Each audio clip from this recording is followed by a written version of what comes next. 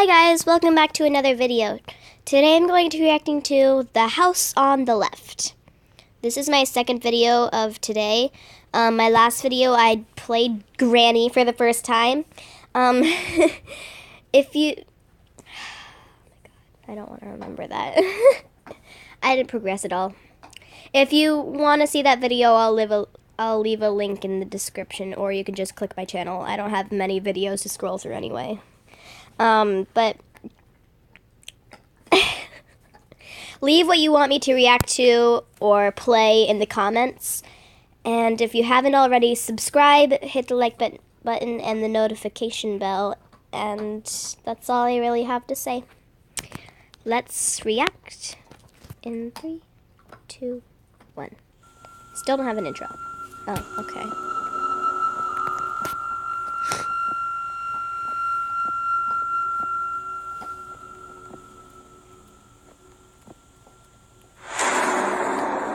Hello? Is anyone there? Hello? Oh, Jesus. Right into this. Okay. DJ, look. We got these awesome Halloween masks. Dear God, I need new sidekicks. I'll be straight with you. I'm not really a fan of Halloween. What? I know, save your offended gasps. I mean, yeah, sure, I'm dressed as a witch, but if I'm being honest, it was all for the sake of that juicy aesthetic.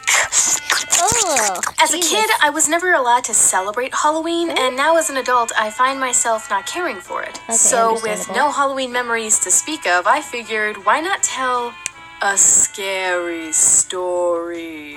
Good. Well, not really scary. This video is just going to be saturated with visual gags. But a spooky tale fits in well with the theme of Halloween, and yeah, I can't guarantee scares, but I promise to try making it interesting. Okay. So without further ado, I present to you the childhood memory and true tale of The House on the Left. True tale. When I was a kid, I grew up in a row home. For those of you that don't know what row homes are, they're basically a row of houses that are all connected to each other. This made it so that I was always surrounded by a house on the right and a house on the left. I preferred the house on the left because that house was home to a sweet old lady. Like, I cannot tell This video is called The House on the Left. you how often this compassionate, neighborly woman helped me and my family out. And I guess that's why I was really sad to find out that she'd be moving. She was getting old after all, so her family that didn't live with her bricks coaxed her into one of those retirement homes. Moving trucks came for her stuff, some men settled those last-minute renovations, and once she was gone, her house was left untouched. Ignore my Fast dog. forward a bit, and suddenly I'm hearing we have a new neighbor. What? And I knew it was true. Sabin, shut up. Because I'd been catching sounds next door through the walls. Like I said, our houses were connected, so it wasn't too hard to be nosy. I'm not weird. I couldn't hear him speak or make a whole lot of noise, but Tiny Me knew without a doubt that these were the sounds of a house that was lived in. Wasn't thrilled about our nice old lady being replaced, but I was curious to see what our new neighbor looked like. Why is that Oddly nail on enough, his face? however, I never saw them step foot outside of their house. I'd go to school, come home, play on the porch, the backyard, and nothing.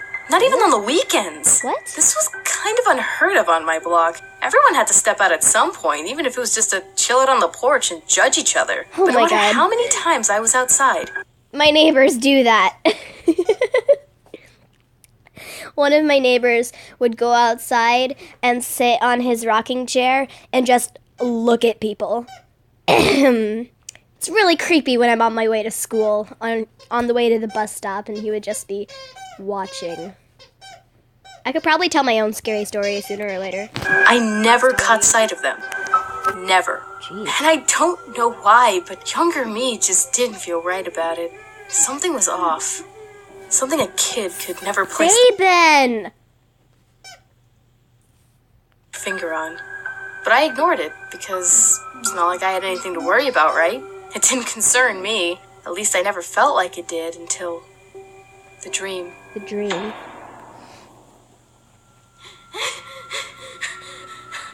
Jeez. I'm sorry if you guys can't hear this. I'm trying to make sure you can hear me. I'll leave a link to this video in the description as well. I'm sorry. I didn't do it last time. I was running in this house I had never been in before. running from a man that I was too afraid to turn back and catch a glimpse of. I was ducking away in his room.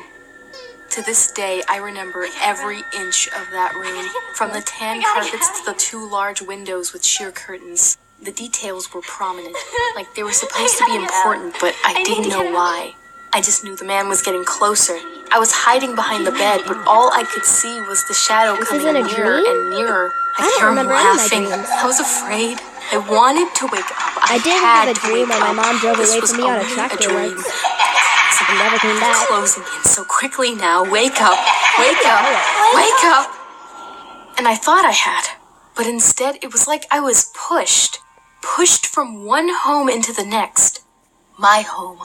And instead of opening my eyes and being met with my ceiling, I was met with the shocking sight of me.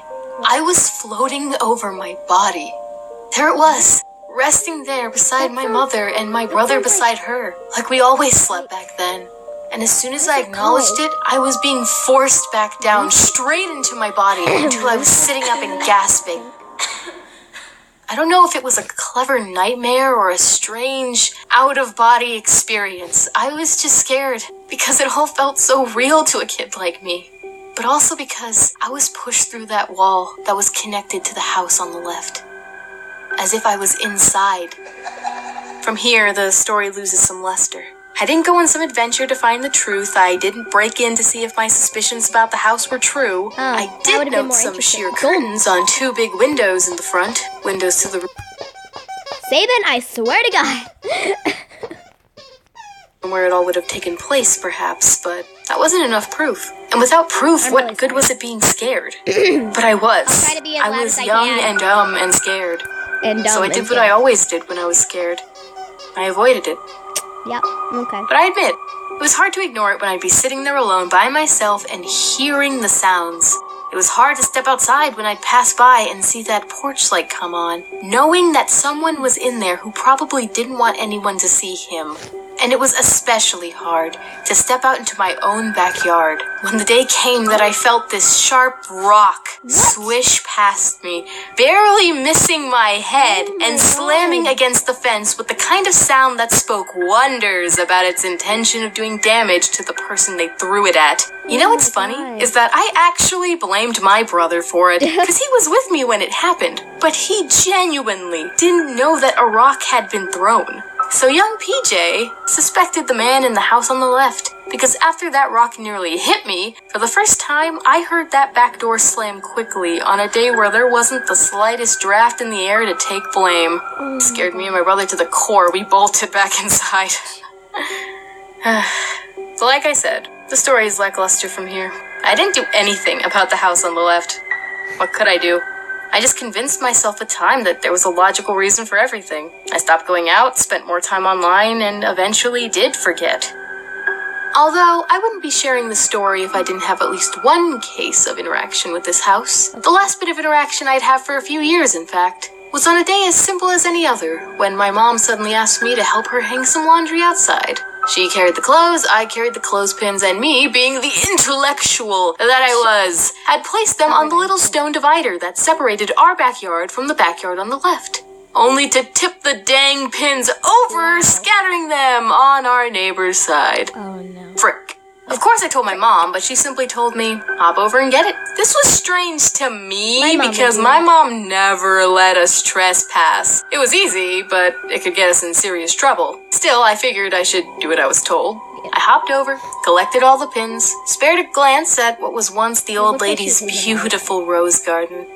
Our neighbor really let the poor thing go. It looked like a small jungle. Odd, but whatever. I already had the pins and retreated back beside my mom. I guess that's around the time I decided to open my mouth and strike up some curious conversation, not even knowing what this conversation would soon entail. Okay. I'm surprised you let me do that. What do you mean? Telling me to hop over the fence? Remember, you never let us do that as kids because you didn't want the neighbors to catch us. And honestly, whoever lives there would have gotten pretty mad if they saw me. And guys, I will never, ever forget what she said. What do you mean? No one's lived in that house for years. Oh my god! What? No! You sons of a butternut squash. No. Oh, hell no. No. But I thought, I don't know what you heard, but the last person to live there was the old lady. Satan! Shut up! I'm trying to do something spooky here, and you're ruining it. Oh my god, this dog. I didn't even realize the old lady could have been a suspect. They said she was sweet and all, and I already didn't trust her from the beginning. But then when it said she moved out, I was fine with it. Another person moved in and stuff, and she didn't mention her. But geez, this person is really good at telling spooky stories, and this is a true story, and my god. Oh my god. The old lady. You know, that was probably all just a really weird series of coincidences and strange events strung together over the years, but... Okay. Wow. I don't think those were coincidences. I don't think she ever left that house. Juicy aesthetic. No. I'm sorry. I'm on my watch later playlist anyway. Shut up, no one cares. And, wow. I hope you guys enjoyed the video. I'll probably make some more videos sometime today, but I gotta get stuff done. I don't have anything to do today besides the dishes and my laundry. I'm gonna skip the laundry part until I really have to. But I'm gonna do the dishes, and then after this video is uploaded, I might make another one. Who knows? I don't really care anymore. Look, there it is. No views. 4 views. 13 views. Oh, that's cool. Okay. Yeah, I liked video. I like my own videos. Okay. I'm sorry, I like my own videos.